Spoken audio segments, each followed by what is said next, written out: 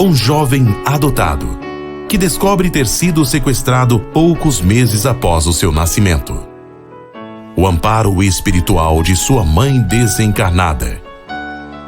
O encontro de um grande amor de outras vidas. A redenção por meio de provas familiares. De Nadir Paes Viana, pelo Espírito Sampaio de Albuquerque. Um grande lançamento da editora Letra Espírita, que proporcionará a todos os leitores um sublime encontro.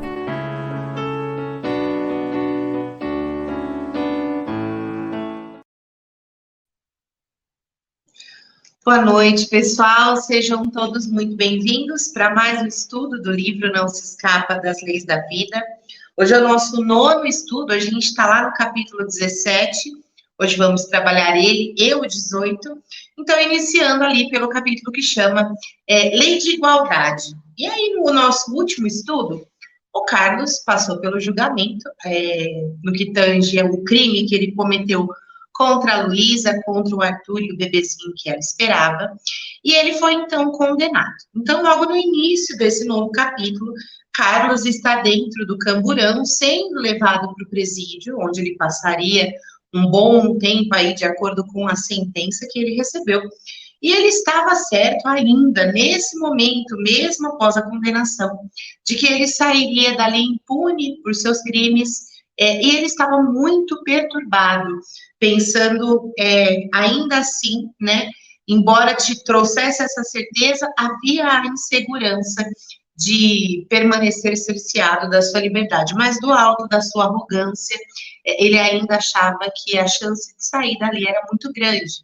E Ângelo, seu obsessor, ele estava por perto, obviamente, Carlos sempre sintonizando nas más vibrações, então ele ria olhando ali para o Carlos de forma bastante assustadora em relação a toda aquela situação, e isso causava ainda mais perturbação no Carlos. E aí os policiais, agora fazendo uma breve leitura do livro, os policiais estavam sem paciência alguma e gritavam ferozmente para que Carlos parasse, porque ele estava ali falando um monte de coisas para os policiais. Então, assim que chegaram à penitenciária, tiraram Carlos com brutalidade e o levaram de volta à sua cela.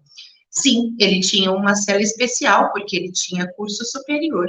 Estava preso com alguns políticos encarcerados por corrupção. Entretanto, nem eles o aceitavam ali dentro, haja vista a gravidade do seu crime. Então, a realidade é que todos julgam o outro como mais devedor, muito embora a corrupção seja de grande gravidade, pois tira dos que nada têm o pouco que poderiam ter para viver melhor. Assim que Carlos adentrou a cela, começou a ser hostilizado. Você não ia ser inocentado, bonitão? Só a sua cabeça doente acreditava nisso. Se nós que não chegamos nem perto de fazer o que você fez estamos aqui, você deveria estar era num lugar bem pior, ir lá para a cela dos seus iguais. Vociferava Almir, um dos presos. Então, ele estava sendo extremamente hostilizado e claramente isolado ali pelos outros detentos, e por isso todos os que estavam no mesmo ambiente que ele não o suportavam. Mas Carlos ainda carregava dentro de si a certeza de que o seu advogado conseguiria reverter aquela situação que ele julgava extremamente injusta. E aí, lendo mais uma parte, tudo era muito sujo. Os presos tentavam manter as celas minimamente organizadas e limpas, mas era impossível. A superlotação carcerária era uma realidade e não havia como manter higiene em celas com 20 homens ou mais. O banheiro era um buraco no chão, onde claramente não havia privacidade.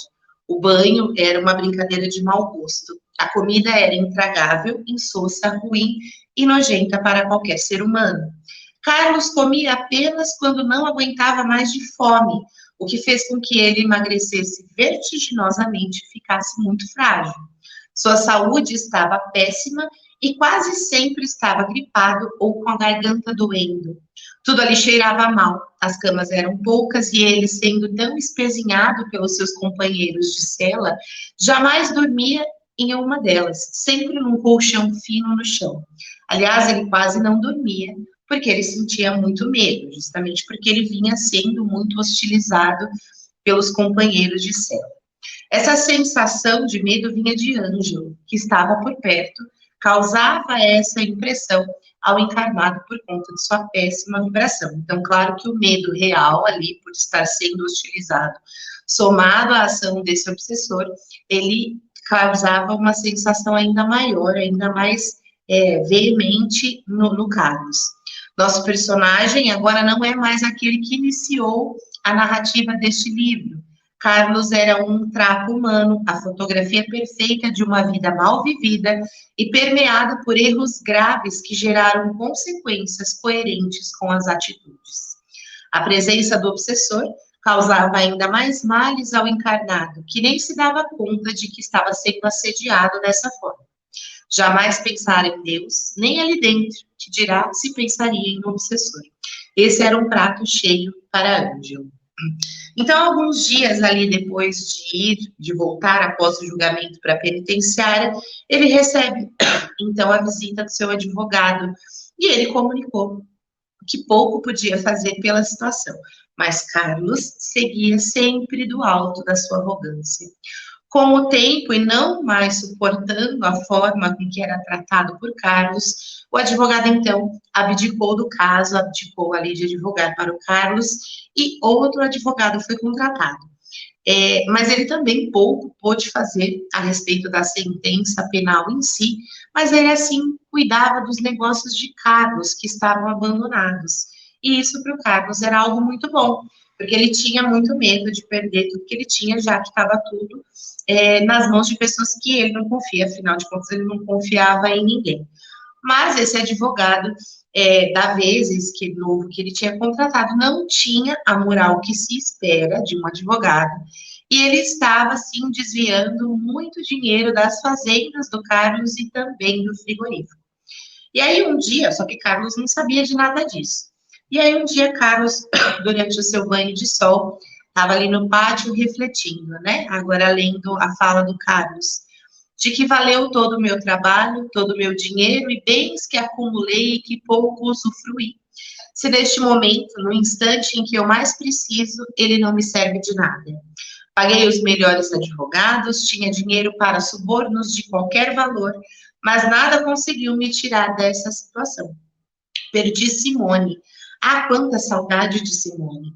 Jamais me esquecerei de seu olhar de desprezo aquele dia no tribunal. Eu perdi tudo. Tenho dinheiro para comprar um país, mas não para comprar minha liberdade. E se eu sair daqui vivo, não terei saúde para usufruir de tudo que tenho. De que me vale ter tanto? Começou a chorar, mas logo enxugou as lágrimas e pensou: ah, Luísa, a culpa é toda sua. Traidora, imoral, olha onde me jogou. Não bastava me trair? Espero que você esteja queimando no inferno com o seu amante. Então, esse era o tipo de pensamento que Carlos sempre permitia que o dominasse.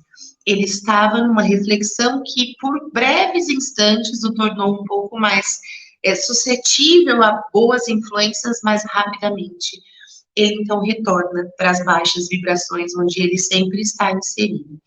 Então, ali, feita essa reflexão, logo depois essa inserção novamente nos maus pensamentos, ele decidiu dar uma volta pelo pátio e ele encontrou um grupo de pessoas numa espécie de palestra. E aí ele ficou ali ouvindo.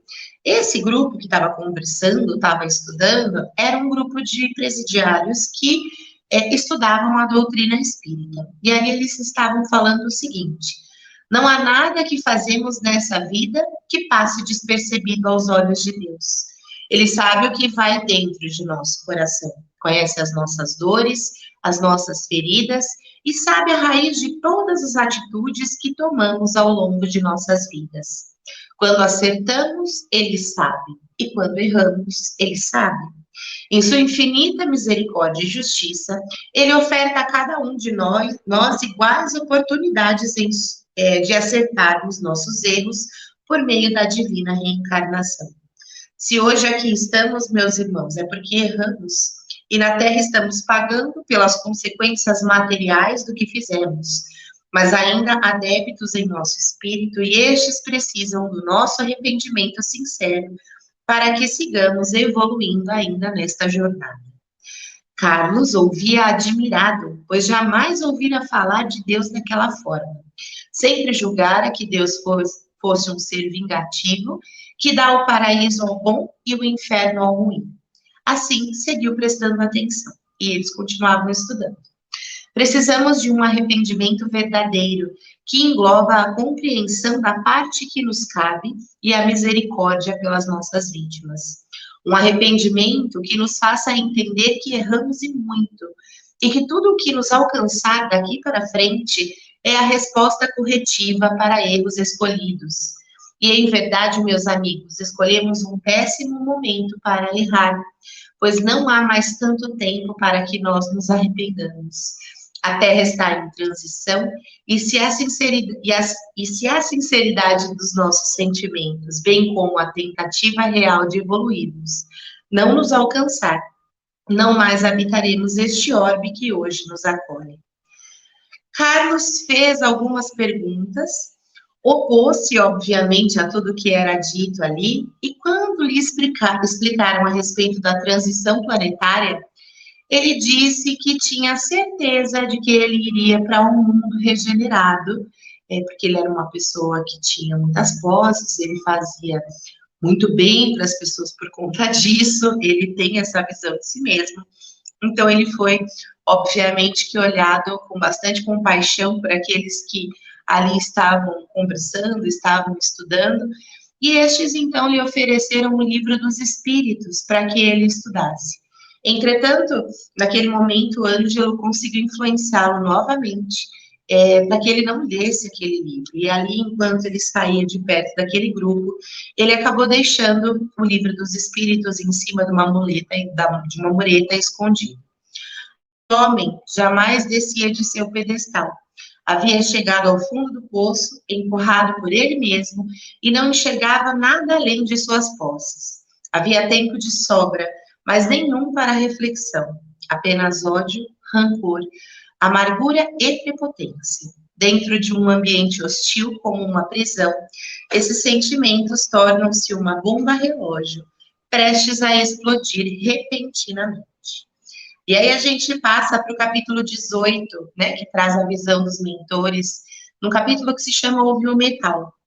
O mentor, né, o Alfredo, pouco tinha a fazer perto do Carlos. Ele não tinha qualquer responsabilidade pelos atos do seu mentorado. E, por nunca ser chamado, acabava por afastar-se, conforme a gente já demonstrou em capítulos anteriores. E também não há de se falar em impotência por parte do espírito que não conseguiu protegê-lo do malfeitor. Explica-nos a questão 498 do Livro dos Espíritos, que não é porque o espírito não pode, mas porque não quer. Seu protegido sai das provações mais perfeito e mais instruído. O espírito o assiste com seus conselhos pelos bons pensamentos que lhe sugere, mas que infelizmente nem sempre são escutados. Somente a fraqueza, o desleixo ou o orgulho do homem que fortalecem os maus espíritos. O poder deles sobre vós provém apenas do fato de não lhe opordes resistência. Assim sendo, Alfredo seguia atento, mas não permanecia o tempo inteiro ao lado de Carlos, eis que ele escolhera permitir apenas a influência de Ângelo. Roberto também não mais ficava o tempo todo com Alfredo, eis que se preparava de mais formas e mais contundentemente para que assumisse muito em breve sua missão como mentor.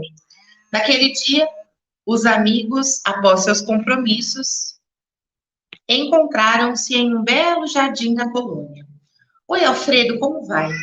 Me acostumei tanto a ficar o tempo inteiro contigo que agora acho bastante estranho ficarmos separados, disse Roberto. Eu também me acostumei, mas sei que você está dando grandes passos em direção à sua missão. O que fez hoje? Fui conhecer o planejamento reencarnatório daquela que será minha protegida. Assim como nós aqui, ela também tem muitas coisas a resolver com o viu metal, e soube que ela será desta vez muito pobre. algo a me ensinar para me guiar nesta missão? E aí o Alfredo explica para o Roberto de forma bastante simples, mas bastante clara, que sempre há algo a aprender. Há aquele que muito possui e aqueles que passam por muitas privações na materialidade. O dinheiro gera uma grande responsabilidade, assim como o poder, inteligência e demais faculdades que o homem deve sempre usar para o bem-estar também do seu próximo. Nós que aqui nos encontramos após o desligamento de nossos corpos físicos, sofremos com os erros cometidos por conta do tal vil metal. Fomos egoístas e apegados ao que não pudemos trazer, e que importância alguma possui. A escolha de sua assistida é comum, pois aqui ela compreendeu que o apego só lhe trouxe estagnação, e assim julga que se sairá melhor, se não tiver à sua disposição tudo que já teve um dia. E aí o Roberto reflete, sim, eu percebo que muitos escolhem as provas da miséria para buscar o desapego. Então, essa mentorada dele teve um problema já com relação às grandes riquezas e o grande poder que é consequência disso, e que pode ou não ser mal usado, mas no caso foi, e no caso de Carlos é. Então, os mentores nesse capítulo, a respeito dessa missão que o Roberto vai assumir, e ele, muito grato ao Alfredo, agradece por sua generosidade, por sua paciência ao longo de todo aquele tempo. Claro que ele também tinha aprendido muito, por conta de estar ali acompanhando o Carlos. E no próximo capítulo, no próximo estudo, a gente vai verificar mais algumas consequências que o Carlos vai sofrer diante de todo esse mecanismo de causa e efeito que já o está alcançando. Nesse ponto em que o Carlos está preso e ele está num ambiente onde as pessoas são hostis em relação a ele, e ele do alto sempre da sua prepotência, a gente já percebe que ele que optou ao longo de toda a sua vida por permanecer isolado, achando-se autossuficiente para tudo, nesse momento tudo que ele queria era uma companhia que o compreendesse, que o acolhesse, na verdade, intimamente. Obviamente que ele não externa isso, mas ele percebe essa solidão agora autoimposta, num momento de bastante fragilidade, onde ele perdeu absolutamente todo o controle sobre todas as coisas. Então, no próximo estudo, no estudo 10, a gente vai seguir vendo aí todos esses mecanismos que vão acompanhar o Carlos. Agradeço muito pela presença de vocês. Qualquer dúvida, qualquer comentário, deixem aqui para nós. Sempre muito bem-vindos, e sigam a gente nas redes sociais, sigam o nosso blog, os nossos estudos, e a gente está sempre à disposição. Então, até o próximo estudo. Beijo, tchau, tchau.